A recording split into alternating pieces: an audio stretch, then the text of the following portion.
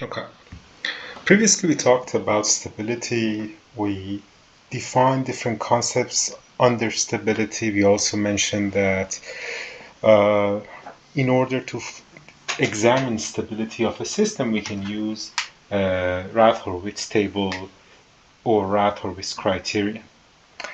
Now we want to use another tool called root locus to examine stability of a system. So this is an alternative for Rath-Horowitz.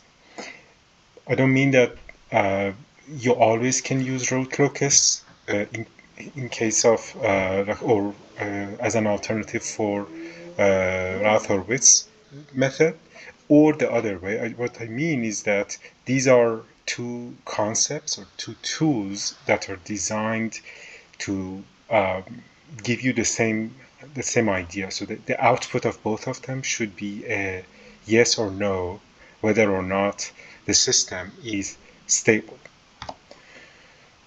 So remember that Rath-Horowitz criterion was being applied to the characteristic equation, meaning that the denominator of a closed loop transfer function, right? You remember that. We would find out a transfer function and we would look at the denominator, and then Rath-Horowitz table or Rath-Horowitz criterion would tell us how many of the roots of that equation are on the right hand side. But this is not good. Why is it not good? Because that means that we need to actually compute the closed loop system manually first, and then look at its denominator, and then use Rath-Horowitz. We are going to see that in an example in a few minutes. So root locus is a graphical method to evaluate stability of a closed loop system when a single parameter is changing. And one of the powers it has is that you don't need to find out the closed loop system. You don't need to calculate this closed loop system's transfer function. It's a graphical tool. That's a good thing. It shows us the performance of the system in addition to whether or not it's stable. So for Rath-Horowitz method, the only thing that would come out of it, the only result was yes, the system is stable, or no, the system is not stable. It could sometimes say, well, the system is marginally stable, stuff like that. But it couldn't tell me, well, what if the system is stable? Can you tell me something about it? Like there are two systems, both of them are stable. Can you tell me what is the performance of each of them? Which one has a larger value for overshoot or settling time, things like that? What root locus can do is that it actually, because it's a graphical tool, it can connect the idea of stability with what we discussed earlier for second order systems and first order systems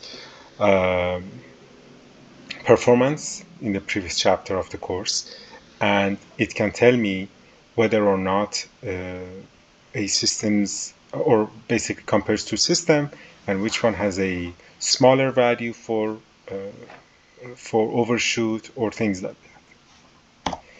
Okay, let's see an example and see what I mean when I say Rath-Horowitz requires computation or calculation of the closed loop system first, while root locus doesn't need that. So look at this example. I have system G, the transfer function is given. I have system GC. It doesn't, I don't know the number, the value of it is just some unknown number K. And then there is unit feedback, right? And the question is, I'm being asked to determine the location of the poles for variations of K. And I want to use Rath-Horowitz to determine stability. Okay, so I have this G. GC is not given to me. It's a number, but it's not given to me. and I want to use Rath-Horowitz criterion to determine stability. And then I also want to change this K, plug in different values for K, and see where the locations of poles will be. Okay, so to use Rath-Horowitz, what I need to do, the first step is to do this. GC times G divided by 1 plus GC times G. So basically what I'm trying to do is that for this feedback system, I'm trying to write this down as one block with R as input and Y as output. I am trying to simplify this feedback system and find out the equivalent transfer function.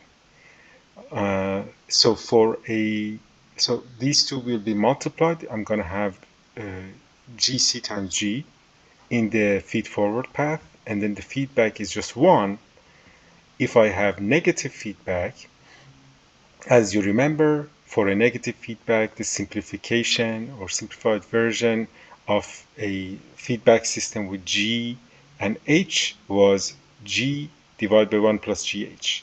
Here, this is my feed forward system, so G times K, and H, or the feedback, is just 1.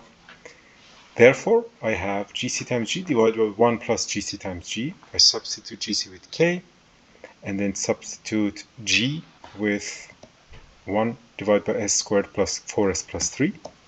And this is what I get. Okay? So now if I want to use Rath-Horowitz, I look at the denominator. That is my characteristic equation. I write down 1 and 3 plus K in first row.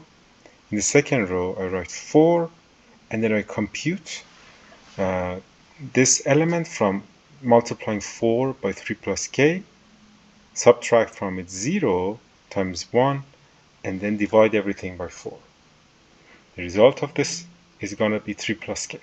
Okay, so this is Rath-Horowitz.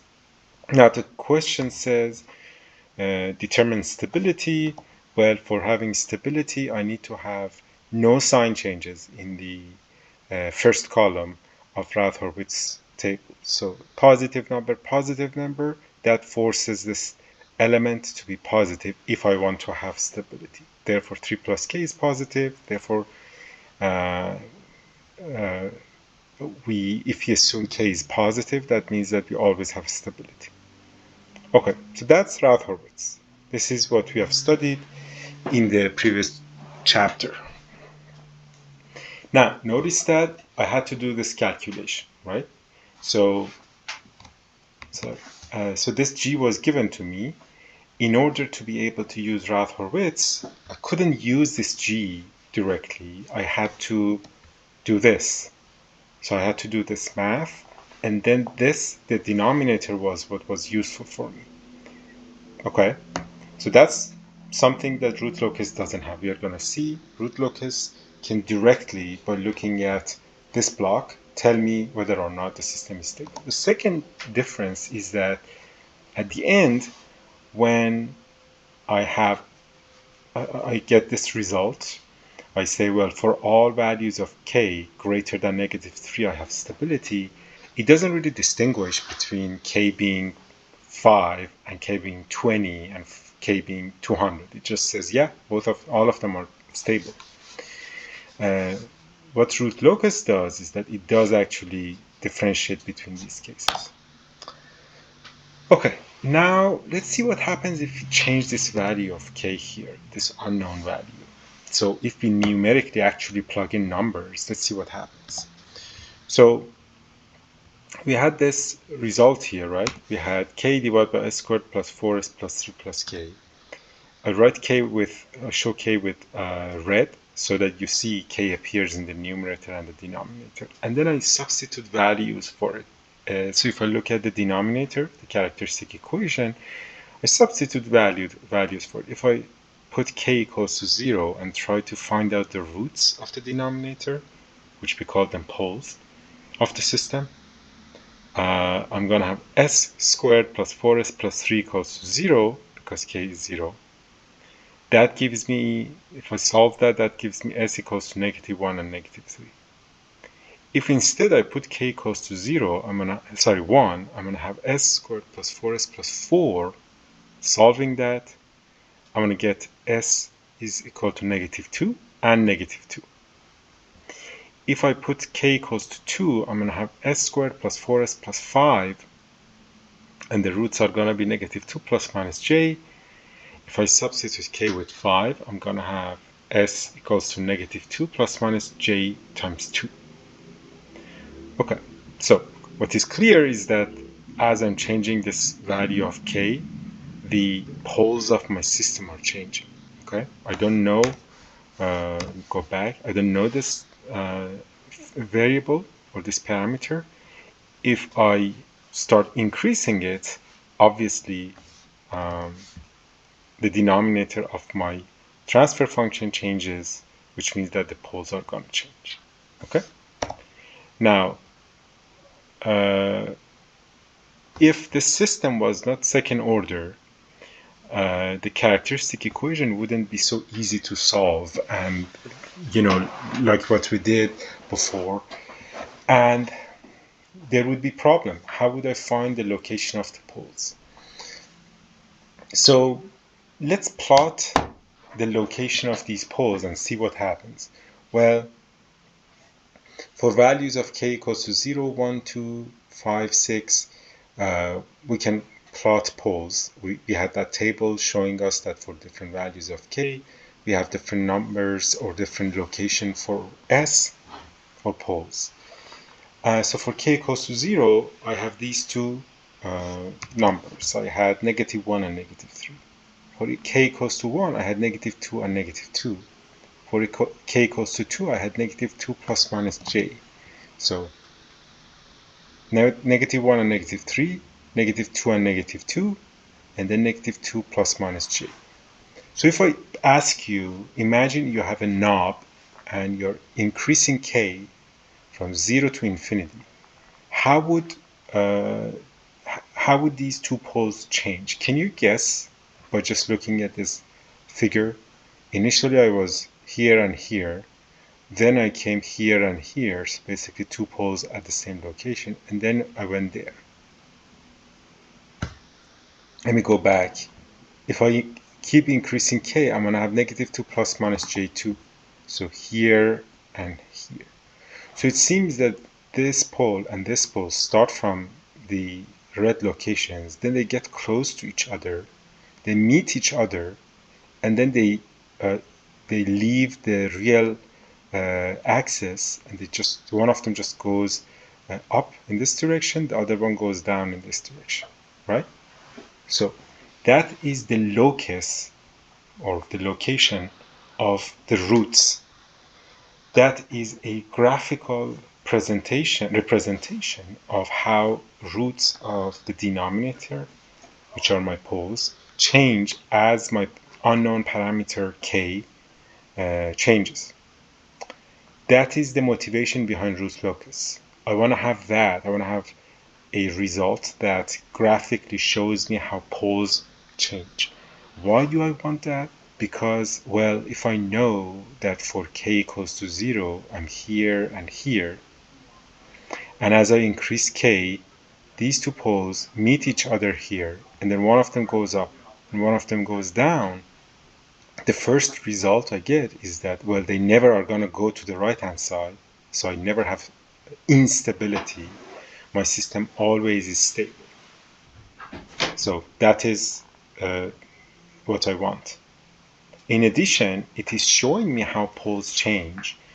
So by looking at the location of the poles, I can, if you remember from previous sections, we had the angle as well as the magnitude of this vector that shows the location of the pole to me, and that would tell me natural frequency as well as damping ratio.